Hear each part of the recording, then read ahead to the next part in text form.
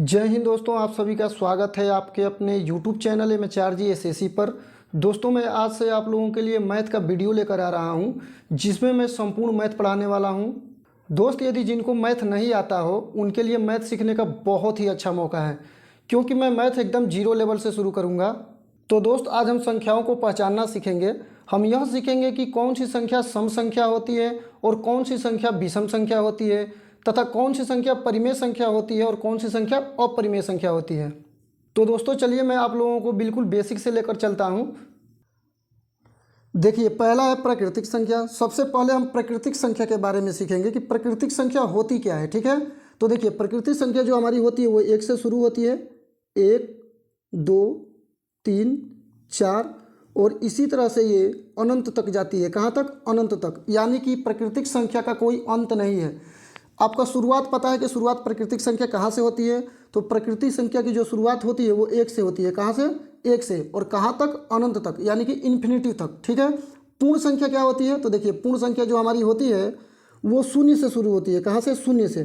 देखिए, 0, 1, 2, 3, 4, 5 और ये भी इन्फिनिटी तक होती है। कहाँ तक? इन्फिनिटी तक।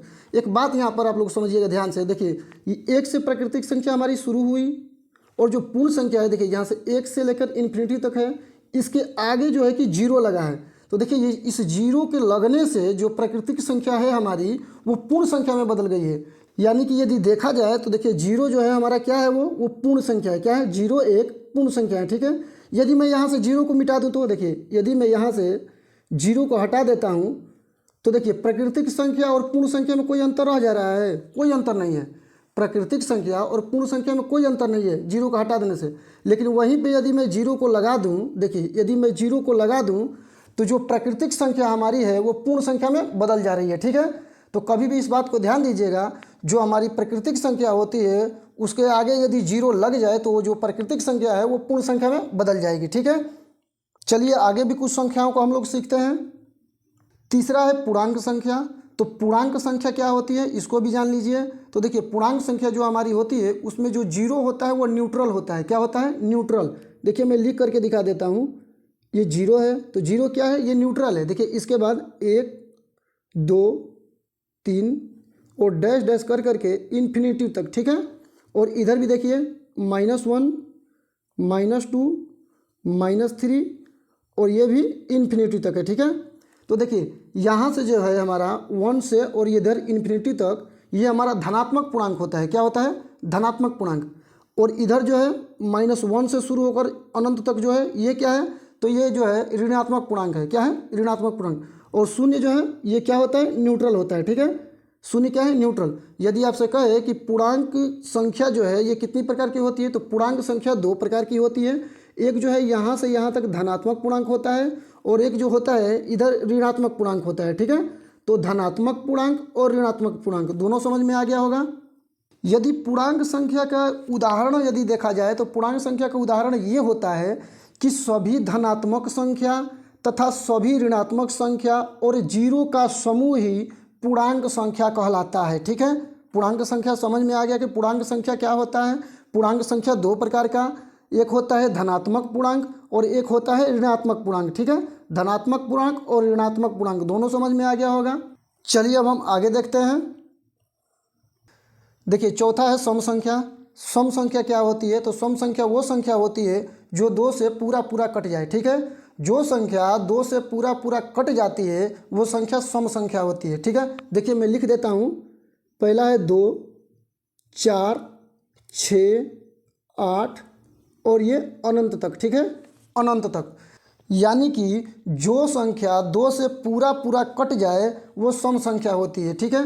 जैसे 2 है, देखिए 2 को यदि मैं 2 से काटूं तो ये कट जाएगी एक बार में पूरा पूरा कट गई। कोई और संख्या ले लीजिए, जैसे मान लीजिए कि 6 है। 6 को यदि हम 2 से काटेंगे तो ये 3 बार में कट जाएगी पूरा पूरा। ठीक है। तो ये संख्याएं क्या है? ये संख्याएं सम संख्या है। ठीक है। जो संख्या 2 से पूरा पूरा कट जाए वो सम संख्या हो गई। यदि आपसे कहे कि सबसे छोटी सम संख्या कौन सी है, बात को ध्यान से समझिएगा। यदि आपसे कहे कि सबसे छोटी सम संख्या कौन सी है, तो सबसे छोटी सम संख्या कौन सी है? तो देखिए यहाँ पर है 2। सबसे छोटी सम संख्या 2 है। क्या है? 2 है।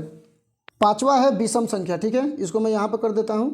पांचवा है विषम संख्या। इसका सिंपल परिभाषा है कि जो संख्या 2 से नहीं कटे वो संख्या विषम संख्या होगी, ठीक है। जो संख्या 2 से नहीं कटेगी वो क्या होगी, वो विषम संख्या होगी। जैसे देख लीजिए, जैसे कि एक 2 से कटेगा नहीं, एक जो है कि 2 से नहीं कटेगा, तो 1 हो जाएगा, 3 हो जाएगा, 5 हो जाएगा, 7 हो जाएगा। और ये भी संख्या जो हमारी होती है इन्फिनिटी तक होती है। कहाँ तक होती है, इन्फिनिटी तक। यदि आपसे कहे कि सबसे छोटी विषम संख्या कौन होती है, तो सबसे छोटी विषम संख्या जो हमारी होती है वो है 1। देखिए, सम संख्या और विषम संख्या बहुत आसान होता है। सम संख्या वो संख्या हो जाएगी जो 2 से पूरी पूरी कट जाएगी, और विषम संख्या वो संख्या होगी जो 2 से नहीं कटेगी, ठीक है।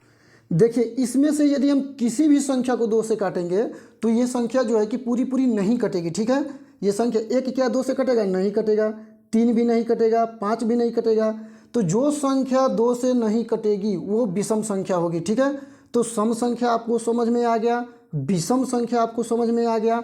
यदि आपसे पूछे कि सबसे छोटी सम संख्या कौन होती है तो 2 होता है, और यदि पूछे कि सबसे छोटी विषम संख्या कौन होती है तो वो 1 होता है, ठीक है। तो चलिए हम आगे और भी संख्याओं को सीखते हैं। 6वां है अभाज्य संख्या। अभाज्य संख्या किसे कहते हैं, तो जो संख्या एक और स्वयं के अलावा, बहुत ध्यान से सुनिएगा, जो संख्या एक और स्वयं के अलावा किसी भी संख्या से न कटे वह संख्या अभाज्य संख्या होती है। वो संख्या कौन कौन सी होती है, तो देखिए 2, 3, 5, 7 और ये भी अनंत तक होती है। कहाँ तक, अनंत तक। अच्छा, 2 को देखिए, 2 किससे किससे कटेगा, तो देखिए 2 जो है किससे किससे कटेगा, 2 जो है 1 से कटेगा और स्वयं से, यानी कि 2 से। तो मैं यही तो बताऊँ आप लोगों को कि जो एक और स्वयं के अलावा किसी भी संख्या से न कटे वो अभाज्य संख्या होती है। आप किसी भी संख्या को ले लीजिए, जैसे कि मैं 5 को ले रहा हूँ, तो देखिए 5 को काट करके देखिए 5 किससे किससे कटेगा, तो 5 जो है कि ये भी 1 से कटेगा और स्वयं से कटेगा, यानी कि 5 से, ठीक है। तो जो संख्या एक और स्वयं के अलावा किसी भी संख्या से न कटे तो वो जो है कि अभाज्य संख्या होगी, ठीक है। इसमें आप लोग ध्यान दीजिए, देखिए जो 2 है, अभी मैं आप लोगों को बताया कि 2 क्या है, 2 सम संख्या भी है और 2 अभाज्य संख्या भी है, ठीक है। अभाज्य संख्या में जितनी भी संख्या होती हैं 2 को छोड़ करके, और जितनी भी संख्या हैं वो सभी संख्या विषम संख्या होती है। क्या होती है, विषम संख्या। 2 को छोड़ के सभी संख्याएं विषम संख्याएं होंगी, ठीक है। देखिए अगला है भाज्य संख्या। भाज्य संख्या किसे कहते हैं, तो जो संख्या एक और स्वयं के अलावा और भी किसी संख्या से कटे वो भाज्य संख्या होती है। ध्यान से सुनिएगा इसको भी कि देखिए जो संख्या एक और स्वयं के अलावा और भी किसी संख्या से कटे वो संख्या क्या होती है, भाज्य संख्या होती है, ठीक है। भाज्य संख्या कौन कौन सी होती है, तो देखिए भाज्य संख्या जो हमारी होती है वो 4 से शुरू होती है। कहाँ से, 4 से। 4, 6, 8, 9, 10 और ये कहाँ तक होती है, ये भी अनंत तक होती है। कहाँ तक, अनंत तक। सबसे छोटी भाज्य संख्या कौन होती है, तो सबसे छोटी भाज्य संख्या जो होती है वो होती है 4। कौन होती है, 4। सबसे छोटी भाज्य संख्या 4 होती है। देखिए मैं भाज्य संख्या अभी आपको बताया कि जो संख्या एक और स्वयं के अलावा और भी किसी संख्या से कटे वो भाज्य संख्या होगी। जैसे कि 4 को देखिए, 4 किससे किससे कट रहा है, तो 4 देखिए 4 जो है कि 1 से भी कटेगा, 4 जो है कि 2 से भी कटेगा और 4 जो है कि 4 से भी कटेगा, ठीक है। अच्छा और भी किसी को ले लीजिए, जैसे कि 9 को ले लीजिए, तो देखिए 9 किससे किससे कट रहा है, तो 9 आपका 1 से भी कटेगा, उसके बाद आपका जो है कि 3 से भी कटेगा और 9 जो है कि स्वयं यानी कि 9 से भी कटेगा, ठीक है। तो जो संख्या एक और स्वयं के अलावा और भी किसी संख्या से कटे वो भाज्य संख्या होगी। तो जो है कि भाज्य संख्या कौन कौन सी है, तो भाज्य संख्या हमारी हो जाएंगी 4, 6, 8, 9, 10, ये सब की सब कौन सी संख्या है, तो ये सब की सब जो है कि भाज्य संख्या है, ठीक है। सबसे छोटी भाज्य संख्या पूछे तो ये भी पता है कि सबसे छोटी भाज्य संख्या 4 होगी। तो दोस्त उम्मीद करता हूँ भाज्य संख्या और अभाज्य संख्या आप लोगों को समझ में आ गया होगा। चलिए आगे देखते हैं। सह अभाज्य संख्या। सह अभाज्य संख्या कौन होती है, तो ऐसी 2 संख्या जिनका HCF 1 आना चाहिए, ठीक है। ऐसी 2 संख्या जिनका HCF 1 आए वह सह अभाज्य संख्या होती है। क्या होती है, सह अभाज्य संख्या। बहुत ध्यान से सुनिएगा इसको भी कि ऐसी 2 संख्याएं जिनका HCF 1 आए वो सह अभाज्य संख्या होंगी। जैसे देखिए मैं आप लोग को कुछ उदाहरण देता हूँ। जैसे कि मान चलिए कि 3 और 8 को ले लीजिए, तो 3 और 8 का HCF कितना होगा, तो 3 और 8 का HCF नहीं समझ में आ रहा था आप लोग ऐसा समझिए ना कि 3 और 8 में देखिए 3 और 8 में कॉमन कितना आएगा, तो 3 और 8 में कॉमन जो होगा वो 1 ही तो आएगा। इन दोनों में यदि मैं कॉमन देखूँ तो एक आएगा कॉमन। तो ये जो हमारी संख्या होगी कौन सी संख्या हो जाएगी, तो ये जो हमारी संख्या होगी स्व अभाज्य संख्या हो जाएगी। कौन सी संख्या, स्व अभाज्य संख्या। चलिए किसी और भी संख्या को देख लीजिए, जैसे मैं 13 और भी कोई संख्या रख देता हूँ, जैसे कि मान लीजिए 27। 13 और 27 को देखिए, तो 13 और 27 में HCF क्या निकालेंगे आप, तो 13 और 27 का HCF क्या होगा, उसका भी HCF एक ही होगा। क्या होगा, एक होगा। तो भाई जिसका HCF एक होगा वो कौन सी संख्या हो जाएगी, तो वो संख्या जो है कि स्व अभाज्य संख्या हो जाएगी। कौन सी संख्या, स्व अभाज्य संख्या। ठीक है, देखिए और भी संख्या को देख लेते हैं, जैसे कि 7 लिख देता हूँ, 7 और 17। ठीक है, 7 और 17 का HCF कितना हो जाएगा, तो इन दोनों का जो HCF है इनका भी HCF क्या होगा, एक होगा। ठीक है, तो आप लोग ऐसे देखिए ना कि 7 और 17 में कॉमन आप लोगों को क्या दिख रहा है, तो 7 और 17 में कॉमन केवल हमको एक दिख रहा है। ठीक है, तो भाई जिसमें जो है कि HCF एक आए यानी कि कॉमन एक आए वो संख्या कौन सी संख्या होगी, तो वो स्व अभाज्य संख्या होगी। ठीक है, देखिए एक बात और यहाँ पर ध्यान दीजिएगा, यहाँ पर दो सम संख्या नहीं होनी चाहिए। जैसे कि मैं लिखूँ, देखिए दो सम संख्या यदि मैं लिखूँगा, जैसे कि 2 और 4 मैंने लिख दिया, और मैं कहूँ कि इसका जो है कि HCF निकालिए, तो भाई इसका तो HCF जो है कि 2 हो जाएगा ना, क्या होगा, 2 होगा।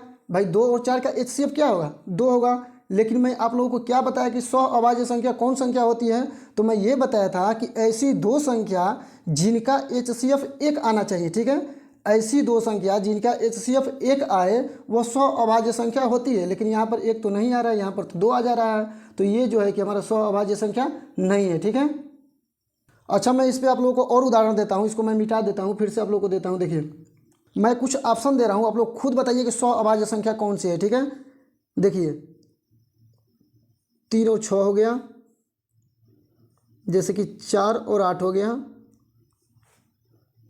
12 और 15 हो गया, 17 और 23 हो गया। क्या हो गया, 17 और 23।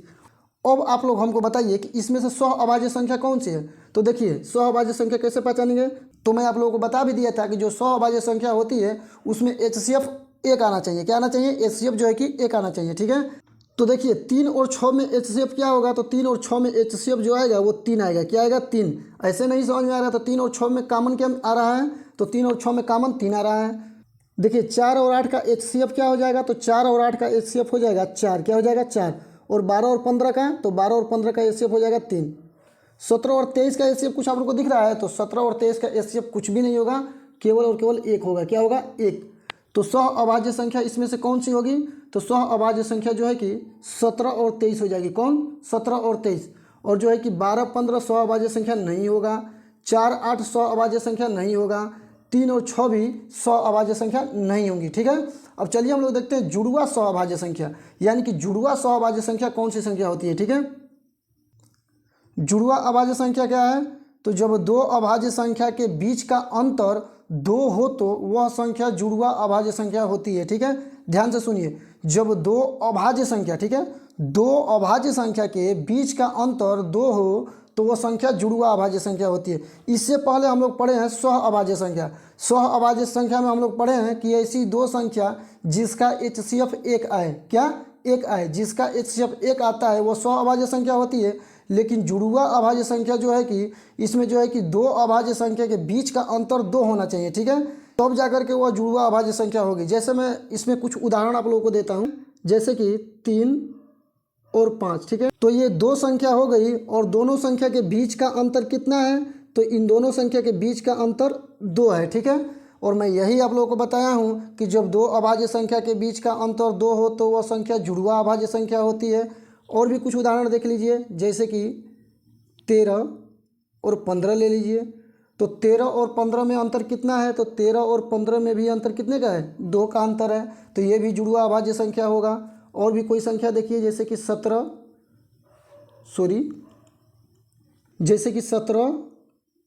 और 19, तो 17 और 19 का अंतर कितना है, तो 17 और 19 का अंतर भी 2 है, तो ये भी क्या हो जाएगा, ये भी जुड़वा अभाज्य संख्या हो जाएगा। एक बात और ध्यान दीजिए, जो जुड़वा अभाज्य संख्या होती है वो सभी के सभी स्व अभाज्य संख्या के अंतर्गत आ जाती है। कैसे, जैसे कि मैं आप लोगों को बताया था कि ऐसी दो संख्या जिसका HCF एक आए, ठीक है, ऐसी दो संख्या जिसका HCF एक आए वह स्व अभाज्य संख्या होती है। तो भाई इसमें भी देखिए मैं आप लोगों को बताया हूँ, तो देखिए 3 और 5 का HCF क्या होगा, इसका भी तो HCF एक हो जाएगा, और 13 और 15 का, तो 13 और 15 का भी HCF 1 होगा, 17 और 19 का भी HCF 1 होगा। तो भाई इसमें जो है कि अंतर 2 का भी आ रहा है, तो ये जुड़वा अभाज्य संख्या भी हो गई। और HCF जो है कि इनका 1 आ रहा है, तो HCF 1 आ जाएगा, तो वो 100 अभाज्य संख्या भी हो जाएंगी। ठीक है, तो आप लोगों को जुड़वा अभाज्य संख्या और 100 अभाज्य संख्या दोनों समझ में आ गया होगा। चलिए हम लोग आगे भी देखते हैं। 10वां है परिमेय संख्या। परिमेय संख्या किसे कहते हैं? तो परिमेय संख्या वे संख्याएं होती हैं जो P/Q के रूप में लिखी जाती है। ठीक है, P/Q के रूप में जो संख्या लिखी जाएगी वो परिमेय संख्या होगी। जैसे देख लीजिए P/Q, ठीक है, P/Q के रूप में जो भी संख्या लिखी जाएगी वो परिमेय संख्या होगी। इसमें P क्या होता है? P जो है कि भाई ये अंश हो गया, P अंश हो गया, और Q जो है कि हर हो गया। ठीक है, P अंश और Q हर होता है। कोई संख्या में कोई उदाहरण आप लोगों को दे देता हूँ। जैसे कि देखिए 4/5 हो गया, 4/5, तो 4 क्या है? 4 जो है कि अंश है, 4 अंश है, और 5 क्या है? 5 जो है कि हर है। ठीक है, तो ये P/Q के रूप में हो गई। तो ये कौन सी संख्या हो गई? ये परिमेय संख्या हो गई। और भी उदाहरण ले लीजिए, जैसे कि 3/8, 3/8 ये भी परिमेय संख्या हो जाएगी। जैसे मैं बोल दूँ कि -5/6, तो -5/6 ये कौन सी संख्या हो जाएगी? ये भी परिमेय संख्या होगी।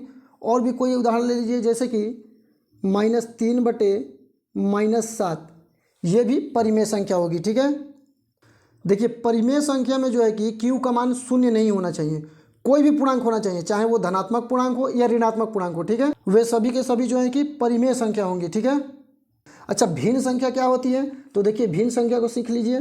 तो भिन्न संख्या, देखिए मैं कोई उदाहरण भिन्न संख्या का देता हूँ। भिन्न संख्या भी P/Q के रूप में ही होती है। जैसे देखिए 4/5 को ही ले लीजिए, वही उदाहरण मैं फिर से लिया हूँ कि 4/5 क्या है?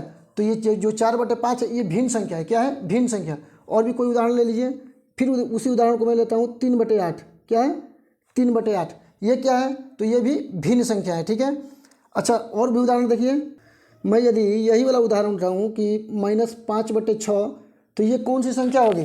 क्या ये भिन्न संख्या होगी या नहीं होगी? तो एक बात ध्यान दीजिएगा कि सभी परिमेय संख्या भिन्न संख्या नहीं होती हैं, लेकिन सभी भिन्न संख्या परिमेय संख्या होती है। बात समझ में आया? ध्यान से सुनिए, सभी परिमेय संख्या भिन्न संख्या नहीं होती हैं, लेकिन सभी भिन्न संख्या परिमेय संख्या होती है।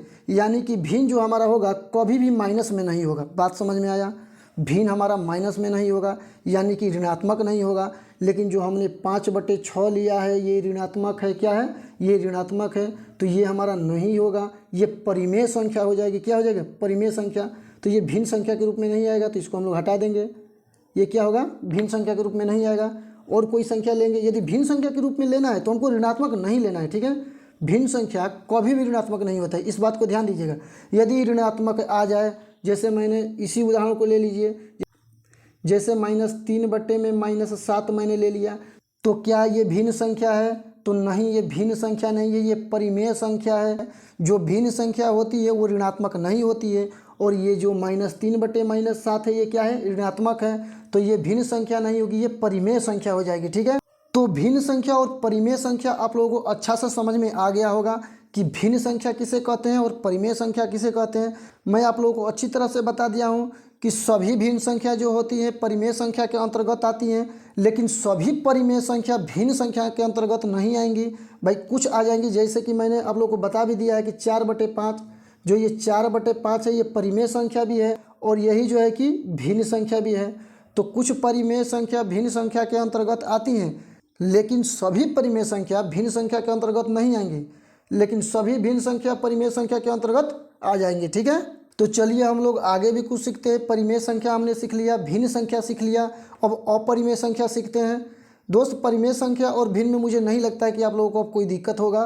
परिमेय संख्या भी आप लोगों को समझ में आ गया होगा, भिन्न संख्या भी आप लोगों को समझ में आ गया होगा। यहाँ पे बच्चों को कन्फ्यूजन होता है, कोई परिमेय संख्या बता देता है कि 4/5 और कहीं वो पढ़ लेते हैं कि भाई 4/5 जो है कि भिन्न संख्या भी है, तो वो कन्फ्यूजन में हो जाते हैं कि अरे यार वो तो परिमेय संख्या बताए थे, ये भिन्न संख्या उसको बता रहे हैं। तो इसलिए मैं दोनों क्वेश्चन के यहाँ पे रखा हूँ ताकि आप लोगों को यहाँ पे जो डाउट है आपका वो क्लियर हो जाए। ठीक है, कि परिमेय संख्या क्या होती है, भिन्न संख्या क्या होती है, परिमेय संख्या के अंतर्गत भिन्न संख्या आएगी या नहीं आएगी, ये सब कुछ मैंने आप लोगों को क्लियर कर दिया है। ठीक है, तो चलिए हम लोग आगे देखते हैं अपरिमेय संख्या को। अपरिमेय संख्या को देख लीजिए, अपरिमेय संख्या क्या है? तो वे संख्या जो p बटे q के रूप में नहीं लिखी जा सकती वे अपरिमेय संख्या होंगी। ठीक है, परिमेय संख्या क्या थी? तो परिमेय संख्या वे संख्या थी जो p बटे q के रूप में लिखी जाती थी, लेकिन अपरिमेय संख्या जो है वो p बटे q के रूप में नहीं लिखी जाएंगी। ठीक है, जैसे कि इसका कुछ उदाहरण देख लीजिए। जैसे मैं कुछ उदाहरण देता हूँ, √2, √5 या √13, ये सभी के सभी कौन सी संख्या है? तो ये सभी के सभी जो है कि अपरिमेय संख्या है। ठीक है, मैं और भी उदाहरण लिख देता हूँ, जैसे कि √7 हो गया, √ जो है कि आपका 13 हो गया। ये सभी के सभी जो है कि कौन संख्या है? ये अपरिमेय संख्या है। ठीक है, ये सभी के सभी अपरिमेय संख्या है। इनको जो है कि हम लोग परिमेय संख्या नहीं बोल सकते हैं भाई। परिमेय संख्या वो होती हैं जो p बटे q के रूप में होती हैं, लेकिन अपरिमेय संख्या p बटे q के रूप में नहीं होती। ठीक है, तो दोस्त परिमेय संख्या, भिन्न संख्या और अपरिमेय संख्या ये सब के सब समझ में आ गए। अब देखिए मिश्रित संख्या। मिश्रित संख्या क्या होती है? तो मिश्रित संख्या वे संख्या होती हैं जिसमें एक पूर्ण संख्या और एक उचित भिन्न शामिल होता है। ठीक है, जिसमें एक पूर्ण संख्या और एक उचित भिन्न शामिल होता है वो मिश्रित संख्या होती है। जैसे हम लोग सही के रूप में लिखते हैं ना, जैसे मैं आप लोग को बता दूं कि हमने कोई उदाहरण लिया 4 सही 3/2, हमने उदाहरण लिया 4 सही 3/2। इसमें पूर्ण संख्या क्या है? तो देखिए जो 4 है वो पूर्ण संख्या हो गया और उचित भिन्न कौन हो गया? तो 3/2 क्या हो गया? ये उचित भिन्न हो गया। तो जिसमें पूर्ण संख्या और उचित भिन्न दोनों शामिल हो वो मिश्रित संख्या होती है। क्या होती है? मिश्रित संख्या। और कोई मिश्रित संख्या के उदाहरण ले लीजिए, जैसे कि 6 सही 3/5। क्या है? 6 सही 3/5 ये क्या है? ये भी मिश्रित संख्या है। जैसे और देखिए 7 सही 2/9 ले लेंगे तो ये भी क्या हो जाएगी? ये भी मिश्रित संख्या हो जाएंगी। तो मिश्रित संख्या आप लोग को समझ में आ गया कि मिश्रित संख्या क्या होती है। मिश्रित संख्या में जो है कि एक पूर्ण संख्या होती है और एक उचित भिन्न होता है, वो मिश्रित संख्या होती है। यानी कि मिश्रित संख्या हम कभी हम लोग सही के रूप में लिखते हैं, जैसे कि 6 सही 2/3 हो गया। ये सभी के सभी कौन से भिन्न है? तो ये सभी के सभी मिश्रित भिन्न हो जाएंगे। ठीक है, तो दोस्त ये सभी आप लोगों को मिश्रित भिन्न और भिन्न, परिमेय संख्या, अपरिमेय संख्या, भाज्य संख्या, अभाज्य संख्या, ये सभी के सभी आप लोगों को समझ में आ गए होंगे कि कौन सी संख्या भाज्य संख्या होती है, कौन सी संख्या अभाज्य संख्या होती है। दोस्त इसी आधार पर मैं 5 प्रश्न लिया हूँ और पांचों प्रश्न के यदि उत्तर आप लोग सही सही दे देंगे तो मैं समझूंगा कि आप लोगों को पढ़ाया हुआ मेरा ये पूरी तरह से समझ में आ गया है। ठीक है, तो देखिए पहला प्रश्न है, सबसे छोटी विषम संख्या कौन सी है? 3 है, 1 है, 2 है या 4 है? तो सबसे छोटी विषम संख्या कौन है? तो सबसे छोटी विषम संख्या है 1। कौन है? 1। मैं आप लोगों को बता भी दिया हूँ कि वो संख्या होती है जो 2 से नहीं कटती हैं। ठीक है, तो 1 जो है कि 2 से नहीं कटेगा। अरे भाई कटने को तो 3 भी नहीं कटेगा, लेकिन सबसे छोटी विषम संख्या पूछा है ना, तो सबसे छोटी विषम संख्या कौन है? तो सबसे छोटी विषम संख्या 1 है। ठीक है, दूसरा प्रश्न है, सबसे छोटी सम संख्या कौन सी है? 2 है, 1 है, 4 है या 3 है? तो सबसे छोटी सम संख्या कौन है? तो सबसे छोटी सम संख्या 2 है। कौन है? 2 है। भाई हमने पढ़ा है कि सम संख्या वो संख्या होती है जो 2 से पूरी पूरी कट जाए। तो 2 से पूरी पूरी कौन कट रही है? 2 से पूरी पूरी 2 कट जाएगी। कटने को तो 4 भी कटेगी, लेकिन सबसे छोटी सम संख्या पूछा है तो सबसे छोटी सम संख्या 2 होगी। ठीक है, चलिए और भी प्रश्नों को देखते हैं। तीसरा है, सबसे छोटी अभाज्य संख्या कौन सी है? 4, 1, 2 या 3? तो सबसे छोटी अभाज्य संख्या कौन सी है? तो सबसे छोटी अभाज्य संख्या है 2। कौन है? 2। मैं आप लोगों को बता भी दिया था कि सबसे छोटी सम संख्या 2 होती है और सबसे छोटी अभाज्य संख्या भी 2 होती है। अभाज्य संख्या का उदाहरण आप लोगों को पता है कि जो 1 और स्वयं के अलावा किसी से ना कटे वो अभाज्य संख्या होती है। तो जो 2 है वो 1 से कटेगा और स्वयं से कटेगा और किसी संख्या से नहीं कटेगा। ठीक है, तो सबसे छोटी अभाज्य संख्या कौन है? तो सबसे छोटी अभाज्य संख्या 2 है। चौथा प्रश्न देखिए, चौथा है, सबसे छोटी भाज्य संख्या कौन सी है? ए है 2, बी है 3, सी है 1 या डी है 4? तो सबसे छोटी भाज्य संख्या कौन सी है? तो सबसे छोटी भाज्य संख्या जो है 4 है। कौन है? 4। मैं आप लोगों को उदाहरण भी दिया था कि जो संख्या 1 और स्वयं के अलावा और भी किसी संख्या से कटे वो संख्या भाज्य संख्या होती है। ठीक है, तो 4 जो है कि कौन संख्या है? तो 4 जो है कि भाज्य संख्या है। 4 देखिए 1 से भी कटेगा, 2 से भी कटेगा और 4 से भी कटेगा। ठीक है, तो 4 कौन सी संख्या हो जाएगी? तो 4 जो है कि भाज्य संख्या हो जाएगी। पांचवा प्रश्न देखिए, पांचवा प्रश्न है, निम्नलिखित में से परिमेय संख्या कौन सी है? मैं ऑप्शन खुद लिख देता हूँ, आप लोग ये बताइए कि इसमें से परिमेय संख्या कौन सी है। ठीक है, देखिए पहला है 5/8, देखिए पहला हो गया, दूसरा लिखिए -3/7, तीसरा लिखिए, तीसरा हो जाएगा -4/-2, ठीक है। और चौथा लिख लीजिए, चौथा मान लीजिए सभी, ठीक है, सभी। तो चलिए हमको बताइए कि निम्नलिखित में से परिमेय संख्या कौन है। तो मैंने आप लोगों को बताया था कि परिमेय संख्या कौन है। तो देखिए परिमेय संख्या ये 5/8 भी हो जाएगी, -3/7 भी हो जाएगी और -4/-2 भी हो जाएगी। ये परिमेय संख्या हो जाएंगी। तो इसमें ऑप्शन कौन सा हमारा सही हो जाएगा, तो ऑप्शन नंबर चौथा हमारा सही हो जाएगा, सभी, ठीक है। चलिए अगला प्रश्न भी देख लीजिए। 6वां प्रश्न है कि निम्नलिखित में से भिन्न संख्या कौन सी है। इसका भी ऑप्शन मैं लिख देता हूँ, मैं उसी ऑप्शन को रखता हूँ ताकि आप लोगों को समझ में आए, ठीक है। उसी ऑप्शन को मैं फिर से रखता हूँ, 5/8। देखिए पहला हो गया 5/8, दूसरा हो गया -3/7 और मैं तीसरा क्या रखा था, तीसरा रखा था -4/-2 और चौथा था सभी, ठीक है, यही था ना। देखिए उसी ऑप्शन को मैंने फिर से रख दिया। तो ये बताइए कि इसमें से भिन्न संख्या कौन सी है। तो भिन्न संख्या मैं आप लोगों को बताया था कि भिन्न संख्या जो है कि पॉजिटिव रूप में होती है, कभी भी निगेटिव रूप में नहीं होती है। ये जो है कि -4/-2 ये कौन सी संख्या हो जाएगी, तो ये परिमेय संख्या हो जाएगी। -3/-7 ये परिमेय संख्या हो जाएगी। लेकिन 5/8 जो है कि ये क्या हो जाएगा, ये भिन्न हो जाएगा, ठीक है। ये जो 5/8 है ये परिमेय संख्या भी होगा और भिन्न भी होगा। लेकिन आपसे पूछा क्या, आपसे पूछा है कि भिन्न संख्या कौन सी है, तो भाई 5/8 जो है कि हमारा भिन्न संख्या भी हो जाएगा। तो 5/8 हमारा क्या हो जाएगा, 5/8 हमारा सही हो जाएगा, ठीक है। -3/7 नहीं होगा, ये परिमेय संख्या होगा। -4/-2 क्या हो जाएगा, ये भी परिमेय संख्या हो जाएगा, ये भिन्न संख्या नहीं होगा। तो हमारा ऑप्शन कौन सही हो जाएगा, तो हमारा ऑप्शन पहला सही हो जाएगा, 5/8, ठीक है। 5/8 जो है कि भिन्न संख्या है। तो दोस्तों भिन्न संख्या आप लोगों को समझ में आ गया होगा, परिमेय संख्या समझ में आ गया होगा, सम संख्या और विषम संख्या ये सभी संख्या आप लोगों को समझ में आ गए होंगे। यदि आप लोगों को ये सभी संख्या समझ में आ गए होंगे तो मैं उम्मीद करता हूँ आज के बाद आप लोगों को संख्या पहचानने में कोई भी दिक्कत नहीं होगा, ठीक है। तो चलिए दोस्त, यहाँ तक बने रहने के लिए आप लोगों का बहुत बहुत धन्यवाद। चलिए मिलते हैं अगले वीडियो में।